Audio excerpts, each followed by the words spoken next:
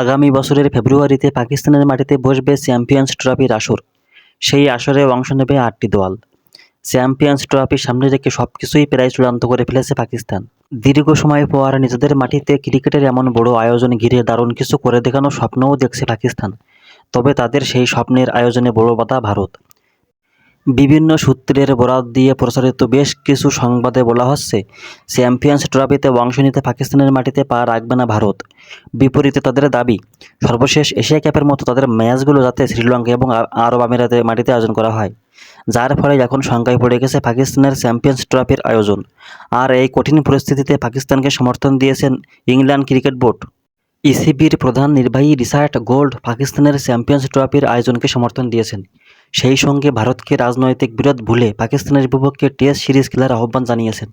আর কোনো কারণে সেটা ভারত কিংবা পাকিস্তানের সম্ভব না হলে ইসিবি নিজেরাই সেই টেস্ট সিরিজ আয়োজন করতে আগ্রহী। পাকিস্তানের মাটিতে চ্যাম্পিয়ন্স ট্রফি আয়োজনে নিজেদের সমর্থন দিয়ে ইসিবি আরও জানিয়েছেন, আমরা আইসিসি মিটিংয়ের সপ্তাহান্তে শ্রীলঙ্কায় ছিলাম, সেখানে এসব নিয়ে কথা হয়েছে। আপনারা সবাই দেখেছেন পাকিস্তানের ক্রিকেট সমর্থক এবং ভারতের ক্রিকেট সমর্থকদের মধ্যে বেশ ভালো সম্পর্ক বিরাজমান, কিন্তু এখানে রাজনীতি ঢুকে পড়াই সমস্যা তৈরি করেছে। তবে পাকিস্তানের চ্যাম্পিয়ন্স ট্রফি নিশ্চিত করার জন্য দৃঢ় সংকল্প সবাই, বিশেষ করে পিসিবি এবং ইসিবি।